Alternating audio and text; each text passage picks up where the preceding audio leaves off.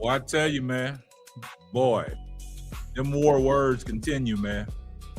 Our man Emory Hunt, NFL CBS, has really ruffled Anthony Lima's feathers. And they are in it again, at it, back and forth. The war words continue. And y'all know, man, Emory Hunt been on the circuit for a minute, man, talking about the Cleveland Browns and Shedeur Sanders, on what Shedeur Sanders brings to the table. And, man, I tell you, man, Emory Hunt is not pulling no punches, man. Emory Hunt has got up under Anthony Lima's skin. And Anthony Lima is crashing out these days, man. Because ever since Emory Hunt came on and said that the Cleveland Browns are going to win 10 wins, 10 games, as long as Shedeur Sanders is playing quarterback. And Anthony Lima took exception to that. And y'all remember last year when they got into it with the Twitter beef. Now they at it again. And the latest of what Emory Hunt said about this being Shedeur Sanders' team, that really struck a nerve. And we're going to unpack it right after this. What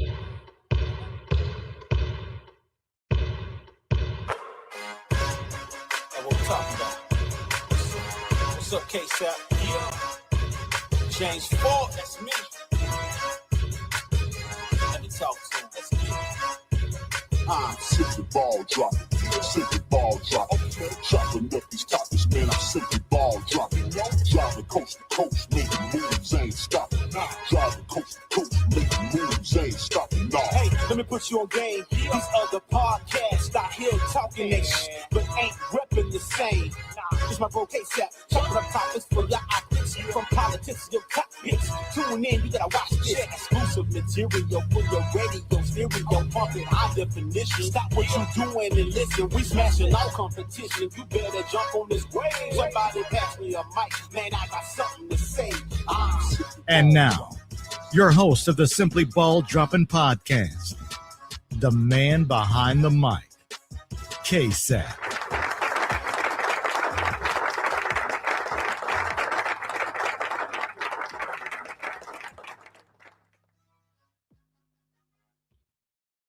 Well, guys, man, I'm here to tell you, man, our man Emory Hunt got Anthony Lima crashing out, man.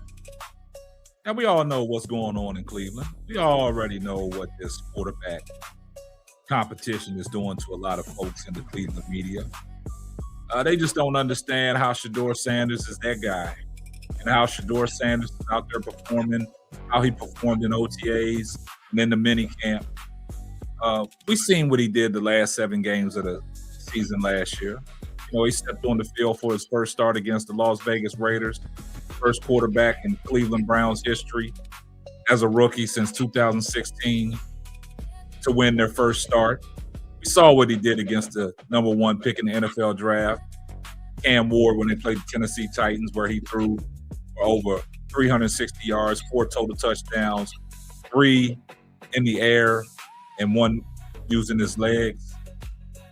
We all seen it. We all seen what Shedeur Sanders is capable of doing with what he had to work with last year.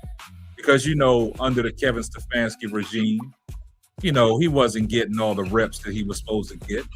He was playing from behind. He had to go up to the local college with the local college kids and get some reps in. But he handled the situation well. Now that Todd Monken is in the building, Todd Monken has told everybody that this quarterback competition between him and Deshaun Watson. Dylan Gabriel is not even in the equation. And we all seen last year how Kevin Stefanski put Dylan Gabriel over Shedeur Sanders, which was the wrong idea. And I think that's why Kevin Stefanski is no longer with the Cleveland Browns. He's out there in Atlanta, and Todd Monken has taken over. But Emory Hunt has been on record saying some things, and Emory Hunt has been on a world tour this week telling folks, the people that want to listen, that Shedeur Sanders is him. Shedeur Sanders is that guy. Shedeur Sanders is the leader of the Cleveland Browns. He's an impactful player. A lot of the veterans look up to Shedeur. A lot of people in that organization look up to Shedeur. And Shedeur is doing all the right things.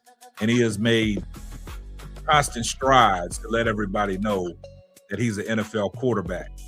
And what has happened is, as Emory Hunt speaks and Shedeur Sanders is out there performing, Shedeur Sanders is exposing this Cleveland media and these insiders for all the narratives that they've been pushing. And it just took Emory Hunt to stand 10 toes down and show up on the Ken Carman and Anthony Lima show and talk his talk. And that ruffled Anthony Lima's feathers. Now the war of words and the back and forth is continuing. And this is how Anthony Lima wanted to respond to what Emory Hunt said, and he crashed out while saying it. So guys, take a listen to what Anthony Lima was saying on the show. And it's apparent to you and apparent to me that Emory Hunt got so far up under his skin just to get on his nerves, and Anthony Lima's crashing out. Take a listen to Lima. A difference, and I think part of that has been because hopefully Shedeur, and I'm hoping that he has picked up the offense, and also because I don't think that Deshaun Watson, from what I'm hearing, because I haven't been there, has not been able to take the reins of the job. Listen, it would be so much easier if this were Shedeur I said Sanders. Watson right there, right? Not Yeah. no. Okay, good. It would be so much easier if it were Shedeur Sanders' team. It's not his team right now. Shedeur hasn't earned that in the slightest. Crashing out. If he had earned that, then there'd be no quarterback competition. He's just a been starter. And again, people don't like hearing this, but if he were a first-round pick and then performed well, or at least, wasn't at the bottom basement of every statistical category, There they go. then yeah, it would be his team. It's not because he didn't play well enough, and he was only a fifth-round pick. It's that impossible. does matter. That to me, though, it becomes impossible because my first thought was if he's a first-round pick, then people would think he's a disappointment. But he wouldn't have been put in that position if he were a first-round pick. There's no Dylan Gabriel if he's a first-round pick. Yeah. Emory disagrees with you guys, and he picked 10 wins, right? And Jonathan asked him, well, are you picking this with Deshaun as the quarterback or with Shedeur as the quarterback? This was Emory's answer. He said he picked Shedeur. He was making those picks with Shedeur as the starting quarterback of the Browns. Here's his answer to why it was 10 wins. It's always fascinating how and I'm not talking about you guys, I'm talking about the people that are on my side of things that kind of pontificate and talk, how disingenuous many people are and how they're looking at this Shedeur thing with disingenuous eyes. If Shedeur was drafted in the first round, they talk about his 3 and 4 finish with the opportunity to go 5 and 2 to be like, wow, look at what he had. He barely had this and that, and they won 3 games. They should have won 5. But because he went in round 5, they're saying now, well, he threw 7 touchdowns and 10 picks. They lose all context, and they'll bring up QBR and all that stuff like that as if QBR matters. When we watch Dylan Gabriel perform worse than Shedeur with better numbers, so that tells you how much QBR doesn't matter. But I'm saying all that to say this. With Shedeur out there, you have an ascending talent. You have a guy that played good football, solid football with, considering the situation. And now you have better offensive weaponry around him. He has a stable offseason.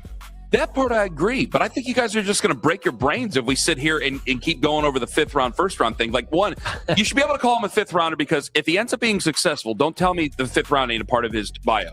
It's an awesome story. The man loves the guy that slipped that the rest of the league didn't draft how many times over ends up being really good and a actual franchise quarterback out of the 5th round. That's amazing. That's awesome. The man loves Tom Brady. You cannot say the bio starts with 6th round, 199 overall. That's where it starts, and that's where it finishes. It might be on his headstone for all we know by the time it's all said and done. So you can't tell that story. But if he's a 1st round pick, he's not out there at the end of the year like that. There's no Dylan Gabriel bridge to Shedeur Sanders from Joe Flacco. Now, maybe Joe Flacco still starts the season, but because you might not think he's ready to start the year, but there's no Dylan Gabriel. There's no weirdness. He's not throwing the ball boys there. So I can't compare how we would feel if he were a 1st round to a 5th round pick. You understand what I'm saying? I just think I think it's a worthless argument. Man, you heard what the guys had to say, man. I told you, man. Anthony Lima's out there crashing out, man. Your boy Emory Hunt got him in the trick bag, man. He got him so far in that trick bag with his feet dangling out, man. And he's crashing out every chance he get, man. So Emory Hunt, man, he struck a nerve, man. And when you strike somebody's nerve like that, that means you got him right where you want him. Because Emory Hunt, everything he has said this week has been nothing but facts. Anthony Lima's working off of raw emotions and feelings because he don't like Shedeur Sanders. And we know he's one of Shedeur Sanders' biggest haters in that Cleveland area in Berea. We already know that. It's not rocket science. Everybody sees that. And that's the crazy thing about it, is because what's going on is Emory Hunt is just letting you know what people should see through their own lens. Stop going off of these advanced analytics and things like that and all these metrics. We heard how Jason Lloyd put all the metrics out there. But now all of a sudden Jason Lloyd has flip-flopped, trying to see Shedeur Sanders on the football field. And I told you guys, you got to be careful, man. Like Todd Monken said, it's a slippery slope. These guys are giving these underhanded compliments, man. They're not sincere. They don't want to see Shedeur Sanders on that football field. And the reason being is that Shedeur Sanders, if he's on that football field and everything that Andrew Berry did in the offseason with some of these acquisitions, and then what he did in the draft, drafting, a better offensive line, getting more weapons and Denzel Boston, KC Concepcion, even the trade with Myles Garrett getting Jared Verse. And then you got Quincy Wilson, another dog linebacker.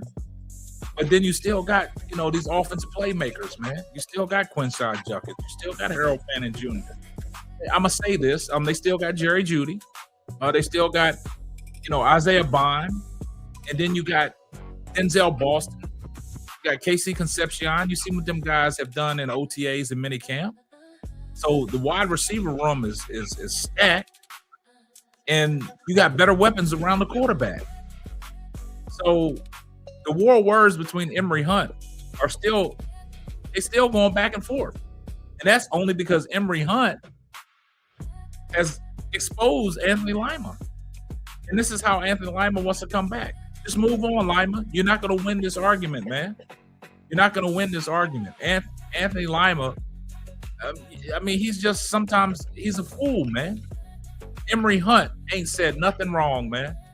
And you still want to go back and forth. And every time you go back and forth with Emory takes it a step above and a notch higher. And you just crashing out on national television. Emory Hunt has been calm, cool, and collective. But you can't handle the pressure. Can't handle the pressure. Y'all get down in the comments. I see everyone in the comments section. #salute. Make sure you like, comment, and subscribe, and turn on your post notifications so you will know every time I drop a hot banger. Oh yeah, just in case I forgot, tell a friend to tell a friend. It might not be for you, but it might be for them. And that will wrap up another episode of the Simply Ball Dropping Podcast. I'm your host and the man behind the mic, K-Sap. Catch you on the next one. Deuces.